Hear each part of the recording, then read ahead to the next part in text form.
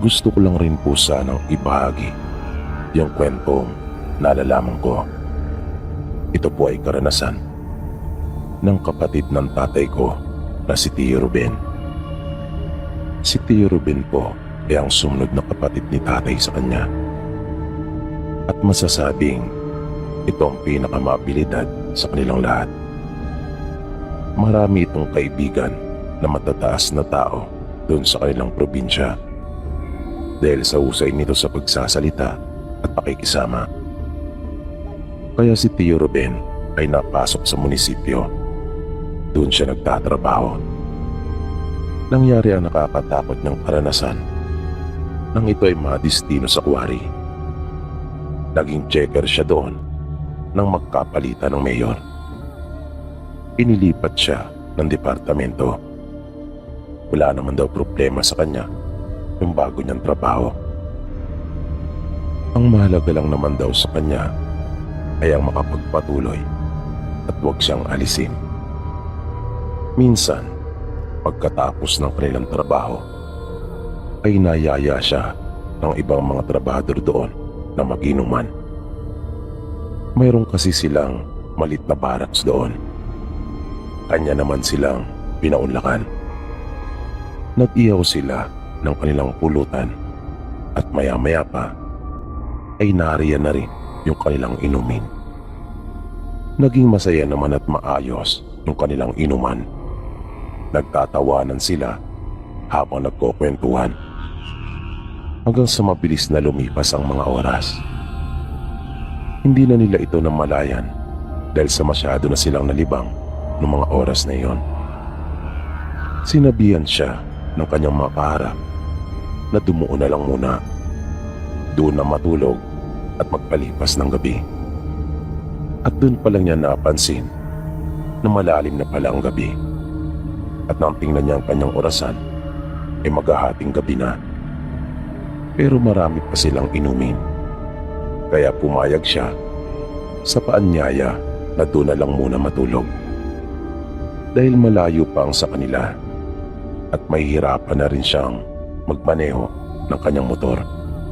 Lalo pa nga at hindi maganda ang mga daanan doon palabas ng highway.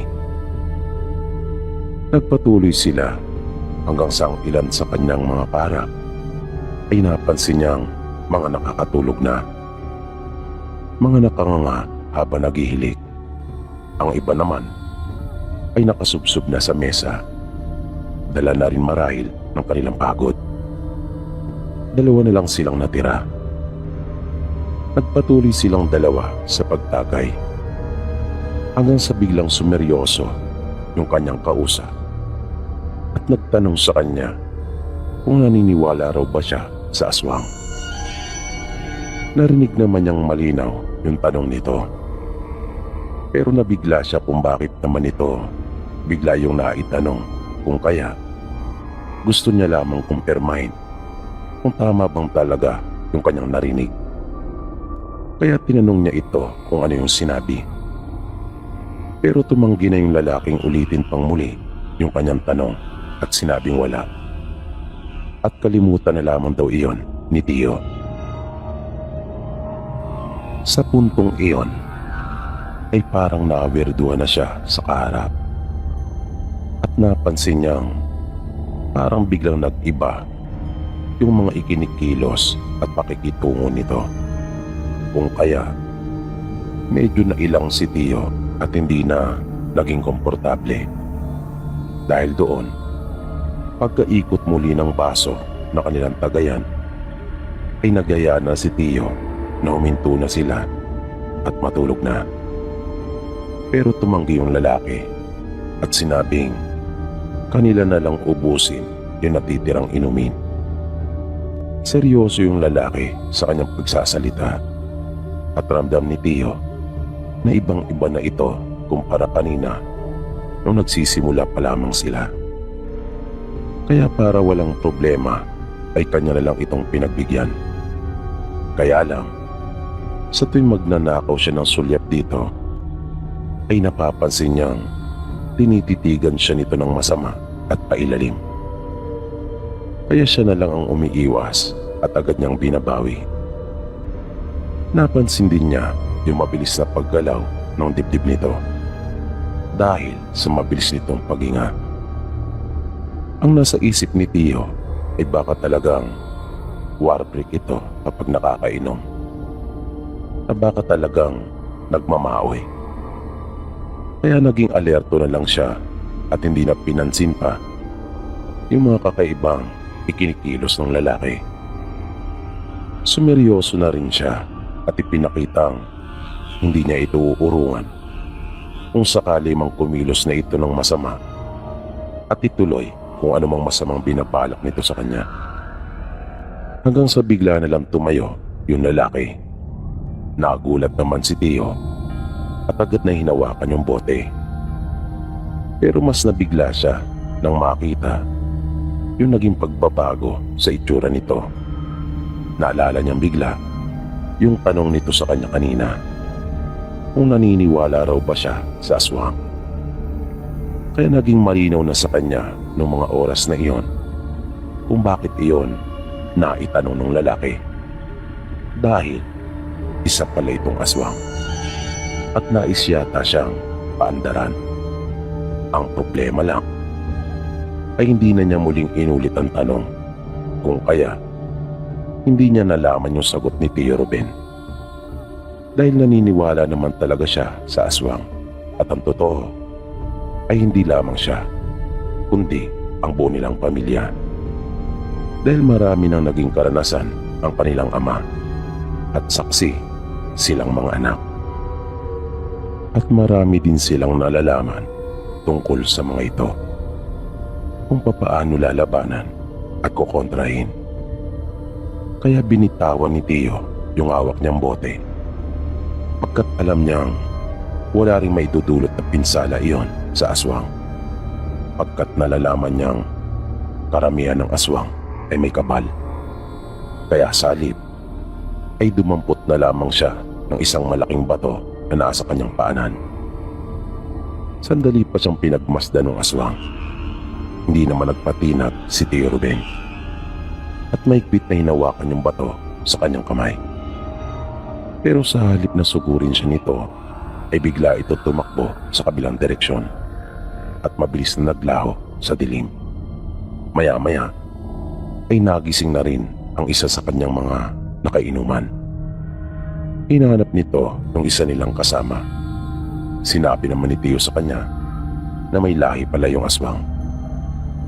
Hindi kaagad nakasagot yung kanyang kausap at parang ayaw nitong maniwala sa mga sinasabi ni Tio. Pero nang mapansin nito ang hawak niyang malaking bato, ay tila nagbago ang isip nito at tinanong siya kung ano ang nangyari. Kaya ikinuwento naman ni Tio yung mga kakaiba niyang naobserbahan at yung naging pagbabago sa itsura nito. Mula noon ay hindi na muli pang nagpakita yung lalaki. Hindi na ito bumalik at iniwan na lamang lahat ng kanyang mga gamit.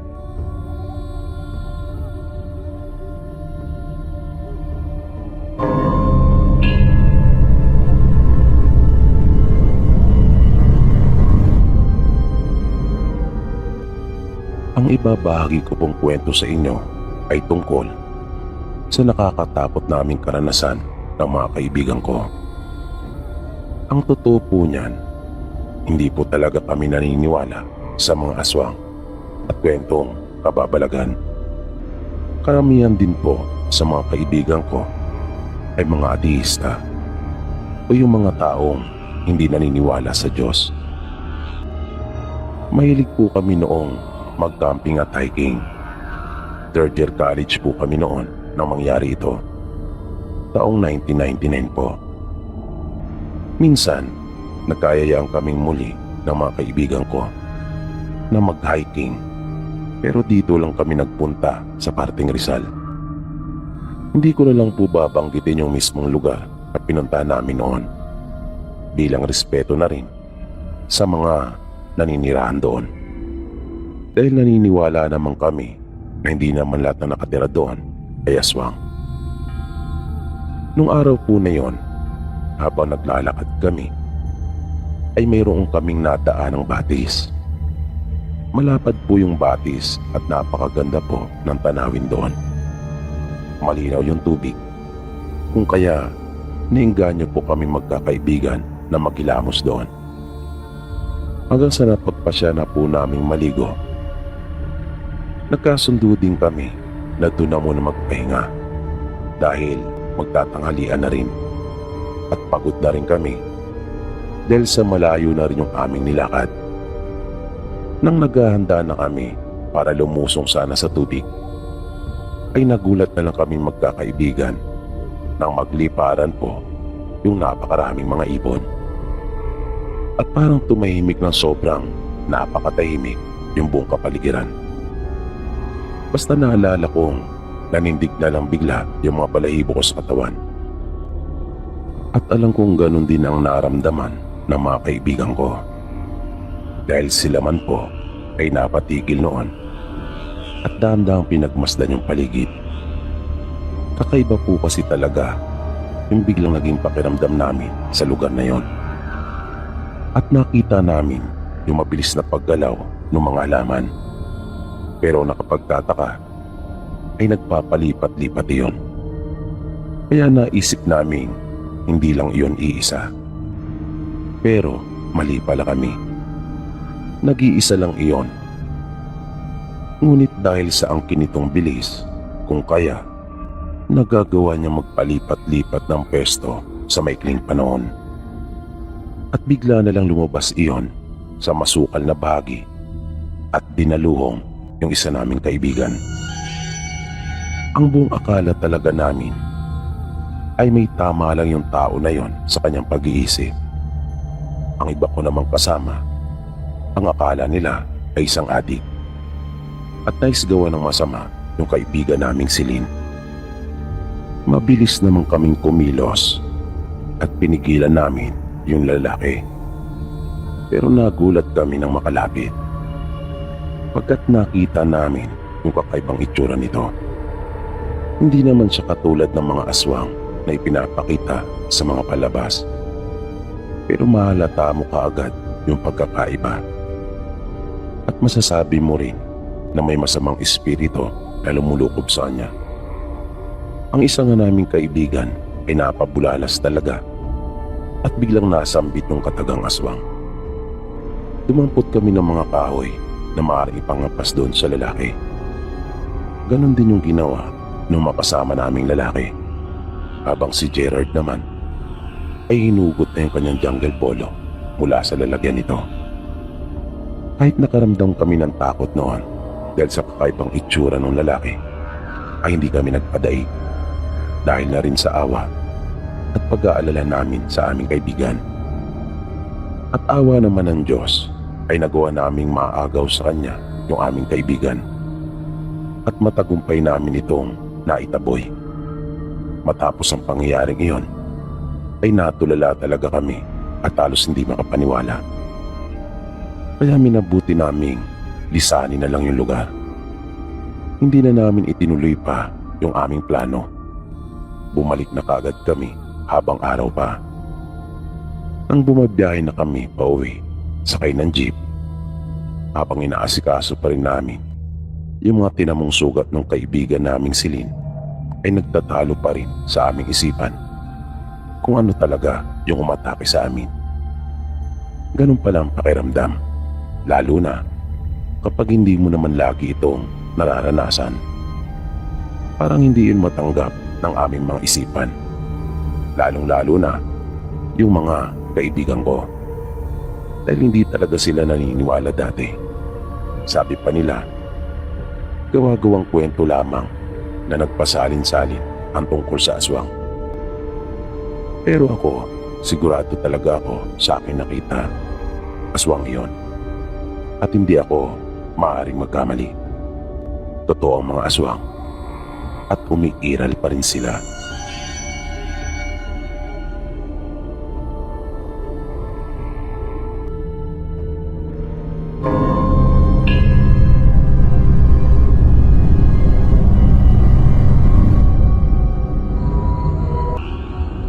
May nais po akong ibahaging kwento sa inyo.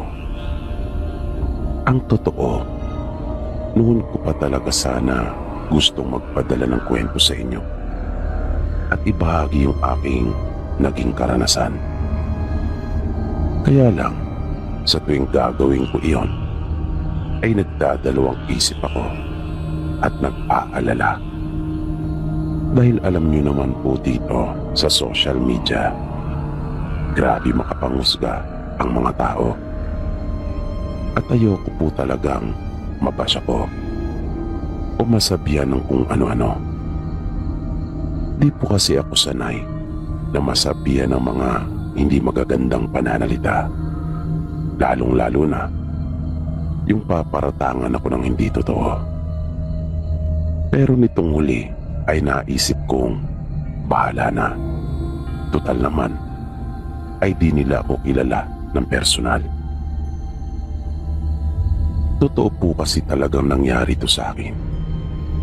At hindi ko makakalimutan ang nakakatakot kong karanasang ito hanggat ako po ay nabubuhay. Kaya para sa akin, sa maniwala kayo sa hindi, ay labas na po ako. Ang mahalaga lang sa akin ay ang makwento ko yung aking naging karanasan at magbigay ng paalaala sa mga taong maniniwala na dapat tayo mag-ingat lagi dahil nariyan lang talaga sila. Totoo sila at nakakasama pa nga natin yung iba sa araw-araw nating pamumuhay. Bali ang karanasan ko pong ito, Sir PB, ay naganap. May mga 7 taon na rin po ang nakakaraan. Nangyari po ito doon sa aming probinsya. Parting Luzon lang po kami. Yun nga lang ay sa katimugang bahagi. Ang totoo po, kahit ako noon, ay hindi rin naniniwala sa mga kababalagan at kung ano-anong himala. At hindi ako naniniwalang may kababalagang nagaganap sa amin noon. Dahil para sa akin, lahat ng nangyayari dito sa mundo ay may dahilan at kayang ipaliwanag ng siyensya. Ang ibig ko pong sabihin, ako yung tipo ng tao noon na hindi basta-basta naniniwala sa mga sabi-sabi at kwento. Nakadalasan para sa akin ay kung hindi man may bawas, ay mayroon namang dagdag. Nagumpisa po ang kaguluhan sa lugar namin noon nang bigla na lang pumutok ang balita ukol sa pagkamatay ng isang bata. At ito ay natagpo ang wakwak ang katawan at wala ng kanyang mga lamang loob. Ang matunog na usap-usapan noon ay isang sindikato umano ang gumagala doon sa bayan namin, na siyang nangunguha ng mga bata para kunin ang mga mahalagang parte ng katawan upang ibenta. Yung pangyayaring iyon ay talagang nagpasindak sa karamihan doon sa amin, lalong-lalo na para sa mga magulang. Maging ako ay lubang naapektuhan sa nangyari dahil yung batang natagpuang patay ay kaklase at kaibigan ng kapatid ko. At minsan ko na itong naabutan sa bahay namin. Nang minsang magpunta sila kasama ang iba pa nilang mga kamag-aral. Nang unang gabi ng lamay ay talagang nagpunta ako para sumilip at makiramay na rin sa mga magulang ng bata. Gusto pa nga sanang sumama noon ng kapatid ko pero sinabihan ko ito na sa kinabukasan na lang siya pumunta. Sabi ko kapag araw na lang kasama ang mga kaklase nila. At tulad nga ng paniniwala ng marami, usap-usapan dun sa burol noong bata na sindikato umano ang nasa likod ng karumal-dumal na kiriming iyon. Nang mga maghahating gabi na, ay napansin kong unti-unti nang nagsisiuwian ang mga tao. Kaya nagpaalam na rin ako sa nanay ng bata na medyo napasarap yung pag-uusap namin.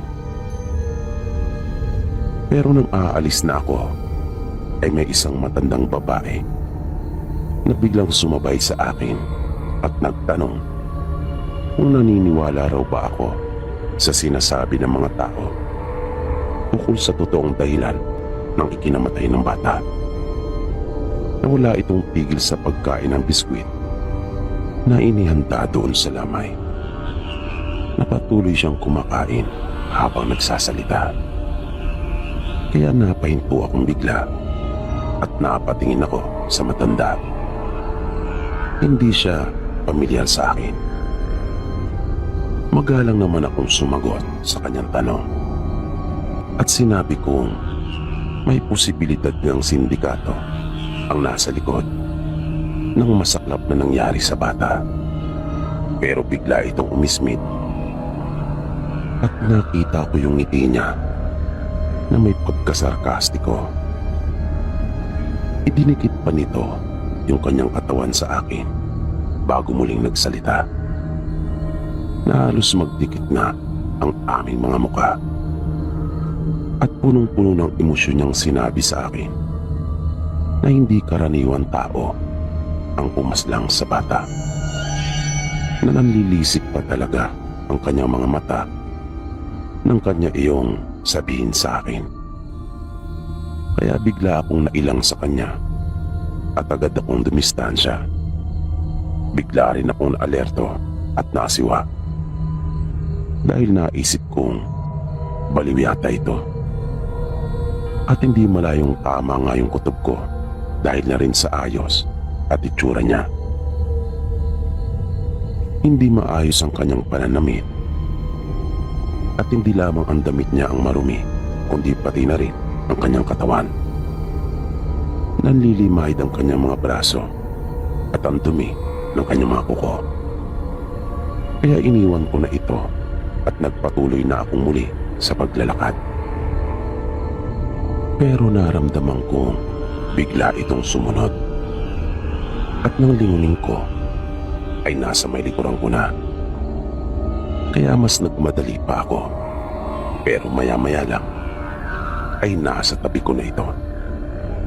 At nagulat ako nang bigla niya akong hawakan sa braso upang pigilan sa aking paglalakad.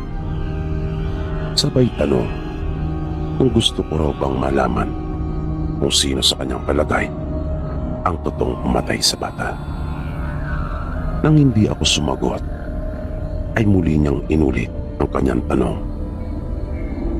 Napatango na lang ako dahil nung puntong iyon ay nakaramdam na ako ng takot.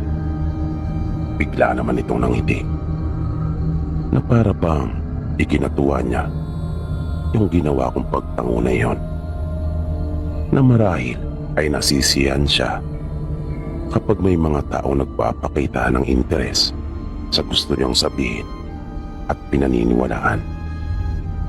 Pero nagulat talaga ako sa sumunod na sinabi nito, pagkat di ko talaga iyon inaasahan. At walang-wala talaga sa isip ko. Sinabi kasi nito sa akin na aswang ang siyang totoong pumatay sa bata at kinain umano ng aswang ang mga laman loob nito. Pero kahit nagulat ay hindi naman ako naniwala.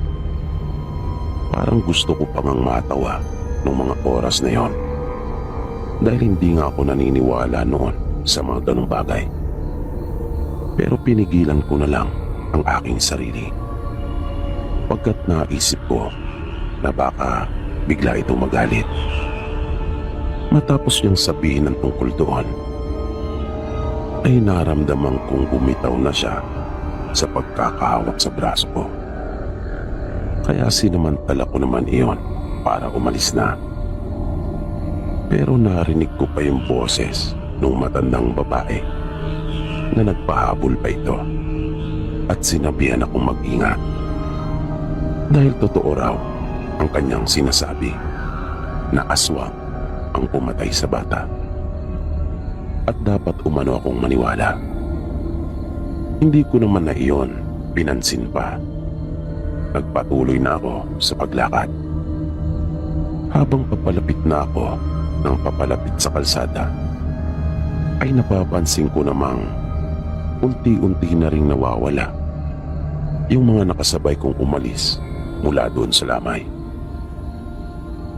Hanggang sa mag-isa na lang ako nang sapiting ko yung kalsada, doon ko nalaman na yung mga nakasabay ko pala ay mga taga roon lang rin.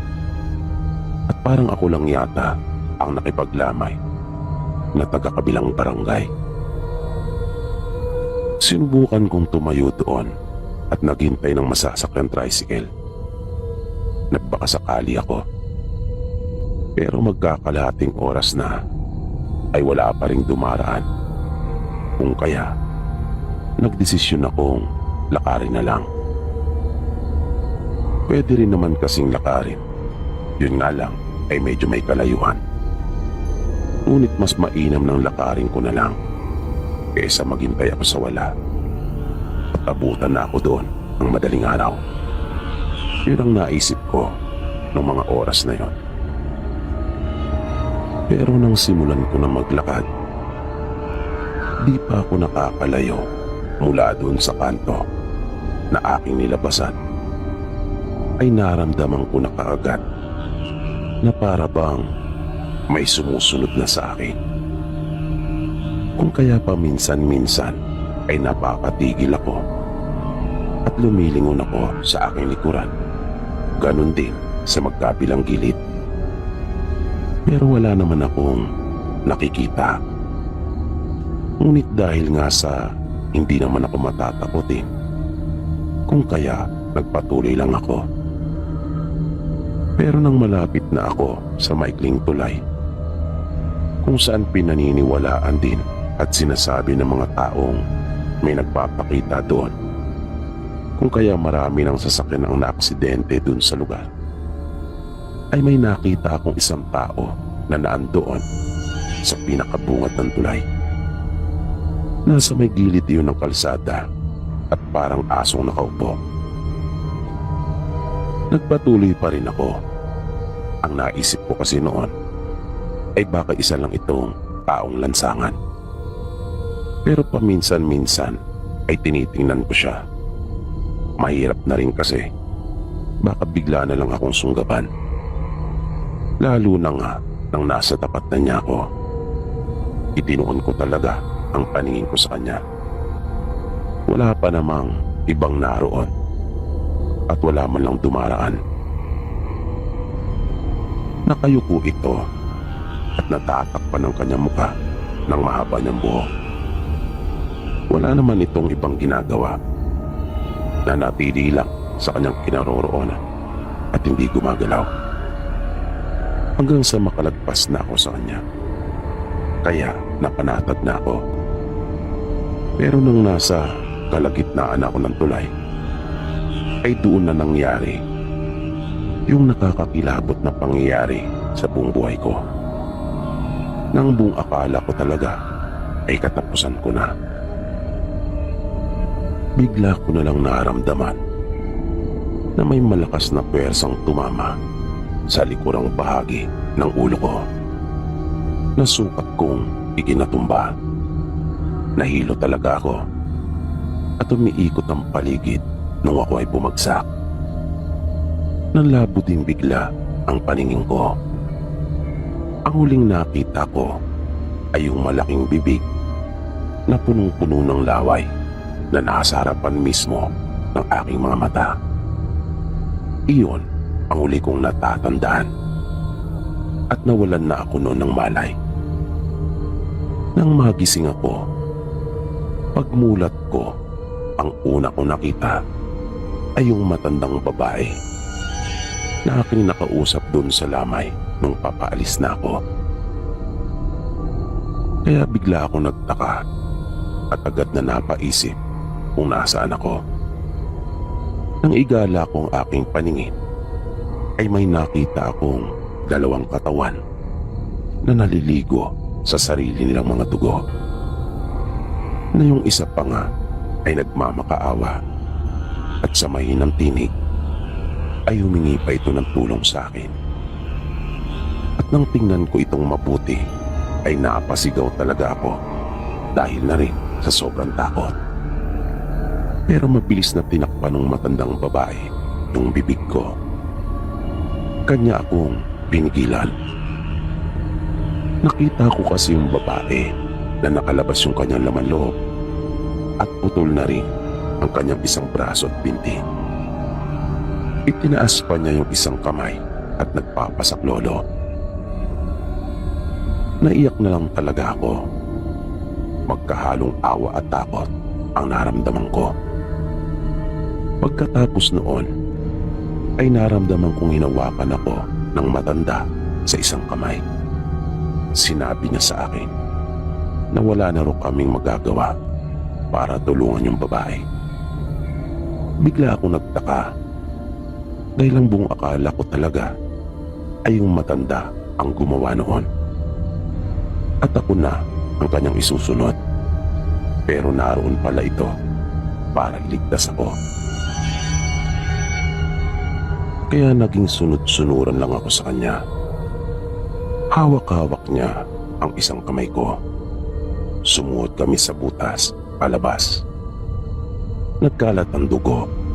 Ganon din ang iba't ibang bahagi ng katawan at nakakasuka ang amoy.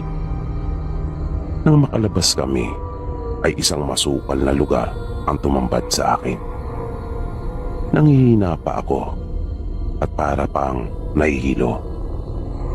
At masakit pa ang sa may likod ng ulo ko. Na ng aking kapait ay nagkaroon ng pahid ng dugo ang palad ko. Pero tiniis ko. Dahil ayoko talagang sapitin yung masaklap na sinapit ng dalawang nakita ko doon sa malaimpyernong bahay na yon. Malayo ang nilakad namin at hindi talaga ako pamilyar sa lugar. Wala akong natandaan sa mga dinaanan namin. Hanggang sa matanaw ko na yung malapad na kalsada. Nagmadali kaming pareho. Nang marating na namin yon, ay itinuro sa akin ng matanda yung direksyon. Nagtaka naman ako kung bakit at agad ko siyang tinanong kung hindi pa siya sasama sa akin. Sinabi sa akin ng matanda na tapos na ang kanyang misyon. Sinundan niya raw ako at iniligtas mula sa mabagsik na kamay ng aswang. Kaya hanggang doon na lamang siya. Ibang-iba siya noong mga pagkakataon na yon kesa nung una ko siyang makita. Malumanay siyang magsalita at malamyos ang kanyang tinig. Di ko talaga alam kung paano ko siya pasasalamatan noong mga oras na yon. Kaya niyakap ko na lang siya at nagpasalamat. Naramdaman ko naman ang mga kamay niya sa aking likuran. Bago kami tuluyang maghiwalay, ay muli niya akong pinaalalahanan at sinabihang lagi mag-iingat at nagpaalam na ito. Habang palayo, ay patuloy pa siyang kumakaway sa akin. Hanggang sa masilaw ako sa liwanag na nagmumula sa sikat ng araw. At bigla na lang nawala yung matanda. Basta na lang itong naglaho na parang bula. Sinunod ko yung itinurong direksyon ng matanda pauwi sa amin. Pero habang naglalakad ako, ay patuloy kong iniisip yung mga nangyari. At nasabi kong marahil ay siya yung aking anghel de la guardia. Kaya napatingala ako sa langit at nagpasalamat.